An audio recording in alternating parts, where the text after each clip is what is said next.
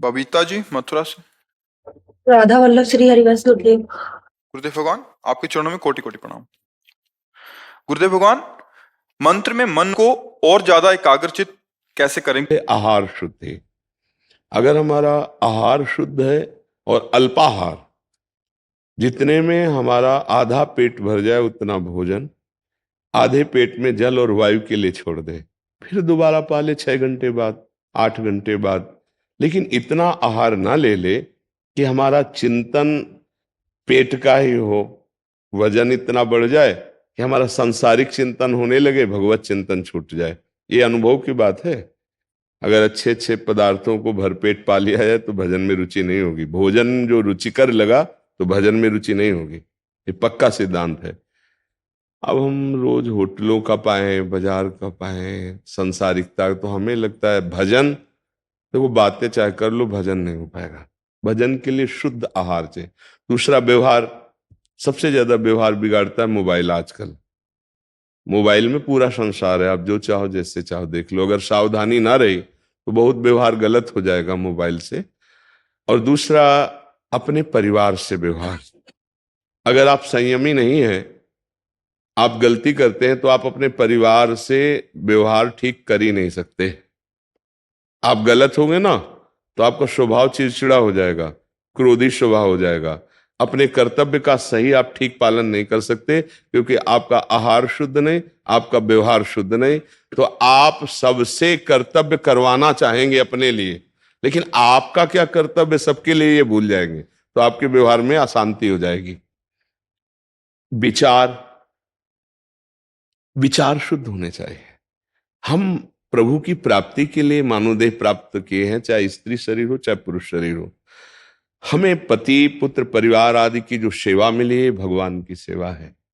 हमारा विचार इनके प्रति गलत ना होने पाए। हमारे व्यवहार में त्रुटि, हमारे आहार में त्रुटि, तो पक्का आपके विचार में त्रुटि आ जाएगी। विचार में त्रुटि बहुत तरह के दोष पैदा करते हो, कहने की जरूरत नहीं। जैसे आजकल विचारहीन आचरण होते हैं समाज में। कुछ ऐसे होंगे जो आचरण करने के पहले विचार करते हैं कि मैं गलत हूं या सही। विचार शुद्ध कैसे माने जाएंगे? गुरु की आज्ञा, शास्त्र की आज्ञा, बड़ों की आज्ञा में रहना। आजकल नए नए बच्चे, जानते हो माता पिता से कैसे अभद्रता से बात करते हैं कि सुन के लगता है कि ये विद्या पढ़ रहे। विद्या विनयम ददाति।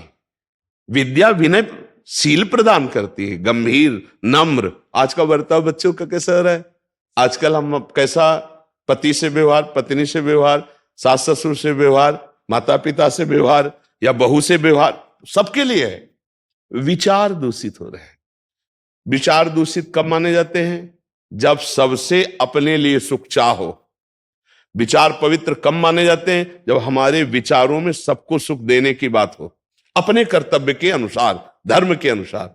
तो जिसका आहार शुद्ध, व्यवहार शुद्ध, विचार शुद्ध, वही मंत्राकार वृत्ति भगवान की कर सकता है।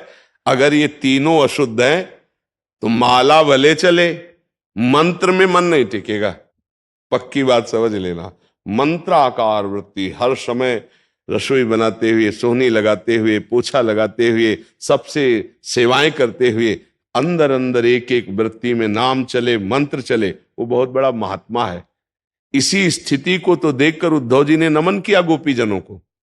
गोपीजन, ब्रज की गोपियां सब काम कर रहे हैं, लेकिन मुरारी पादार्पित चित्तवृत्ति। चित्तवृत्ति कहाँ है? श्री कृष्ण चिंतन में। इसीलिए बहुत बड़ी महात्मा थे। तो चाहे स्त्री शरीर हो या पुरुष, चित्त की वृत्ति भगवदाकार वो कब होगी? जब हमारा भोजन शुद्ध होगा, हमारा व्यवहार शुद्ध होगा, हमारा विचार शुद्ध होगा, तब हमारे अंदर नाम और मंत्र चलेगा। अब इस पर देख लिया जाए, इसको सुधार किया जाए तो नाम मंत्र में और गाढ़ अवस्था आएगी। थोड़ी देर भगवान की लीलाएं सुना करो। जैसे श्रीमद् भागवत के 10वें स्कंद की श्री कृष्ण लीला है। यदि रामचरित्र मानस में भगवान राम के जो पावन चरित्र उनको सुना जाए, भगवान की लीला चरित्र सुनने से अंतःकरण भगवान की स्मृति में भरने लगता है। और भगवान की लीला चरित्र और कहीं ना जाके सुने तो अपने घर में पढ़ सकते हो। अगर पढ़े हो तो हिंदी से आते हैं, भगवान को ही भगवान की लीला चरित्र सुना रहे। एक अध्याय भागवत का सुना दिया, 2-4 श्लोकों का अर्थ गीता जी का भगवान, और उसी का मनन किया। इससे जैसे हम पात्र को मंजना से मांजते हैं ना, तो उसकी गंदगी दूर होती है। ऐसे ही जब हम भगवत चर्चा सुनते हैं और उसका मनन करते हैं, आज सत्संग में क्या कहा गया, आज ये मनन, तो ये मन को मांजता है, मन को पवित्र करता है, और पवित्र मन ही भगवदाकार होता है। अपवित्र मन भगवान में नहीं लगता है। पापवंत कर सहज स्वभाव भजन मूर्ते भावन। जो निर्मल हृदय है उसमें निरंतर मंत्र चलता है। जितना मंत्र में रुकावट होगी उतना ही मन में मलिनता है, उसी को दूर करना है। तो हम सत्संग सुने, भगवत लीला गुणानुवाद गायन करें, और अपने आचरण पवित्र रखें, अपना भोजन संयमित और पवित्र रखें, और अपने विचारों को दूसरों के सुख चिंतन में लगावें।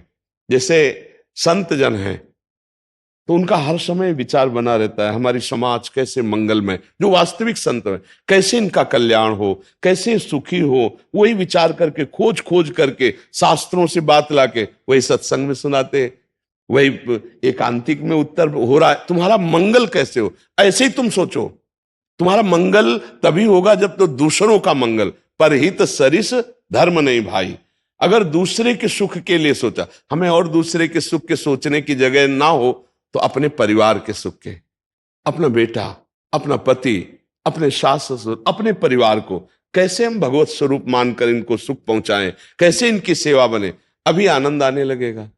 हर व्यक्ति का एक अंदर से स्वभाव बन चुका है, तुम मुझे सुख, लेकिन तुम्हारा कर्तव्य क्या है वो भूल गए, तो कलह हो रही है, अशांति हो रही है, नहीं हो रही, बैर हो रहा है। अगर अपने कर्तव्य का पालन करें हम, तो दूसरा अपने आप हमारे प्रभाव से अपने कर्तव्य का पालन करेगा। हम अपने कर्तव्य को पालन नहीं करना चाहते और आपसे कर्तव्य पालन कराना चाहते, ऐसा कभी नहीं हो सकता।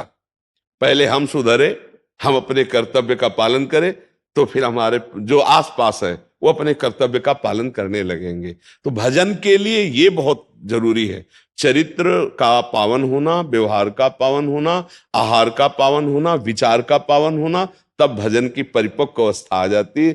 इन पर ढूंढ लो, कोई जहां दोष हो उनको हटा दिया जाए भगवान के नाम बल से, और निरंतर नाम में प्रियता बढ़ती रहे, ऐसी प्रार्थना प्रभु से करते रहे।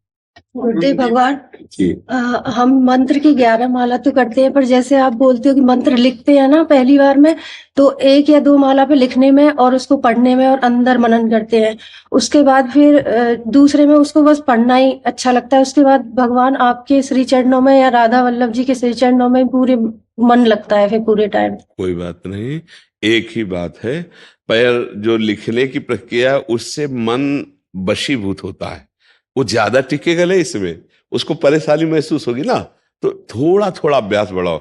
आज 100 बार किया तो कल 110 बार, फिर 120 बार, उसको प्यार से धीरे धीरे।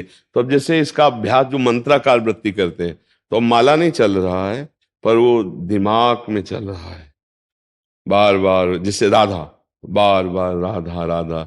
अब आपसे बात कर रहे हैं, सब कर रहे हैं, लेकिन वो दिमाग में घूम रहा है, राधा राधा राधा राधा। वो पश्यंती वाणी, वैखरी वाणी राधा राधा, मध्यमा वाणी गले से, पश्यंती वाणी हृदय से। बात कर रहे हैं, पश्यंती उसको देखते हुए बात कर रहे हैं। तो अभ्यास धीरे धीरे। गुरुदेव, राधा वल्लभ श्री हरिवंश लिखने में बहुत मन लगता है, वही लिखो, पर गुरु मंत्र को कुछ थोड़ा सा अभ्यास में ले आओ। हाँ, जब हम कई बार बताया कि जैसे गुरु मंत्र जप रहे हैं, वो मन नहीं लग रहा है, तो संख्या आज्ञा की पूरी करते हैं, इसके बाद हम राधा वल्लभ श्री हरिवंश जपते हैं। इसमें भी मन नहीं लग रहा तो राधा राधा जपते हैं, इसमें भी मन नहीं लग रहा तो कोई पद गुनगुनाने लगते हैं। 84 जी। हमें एन केन प्रकारेण प्रियालाल से जुड़े रहना है, श्यामा श्याम से जुड़े रहना है, प्रभु से जुड़े रहना है।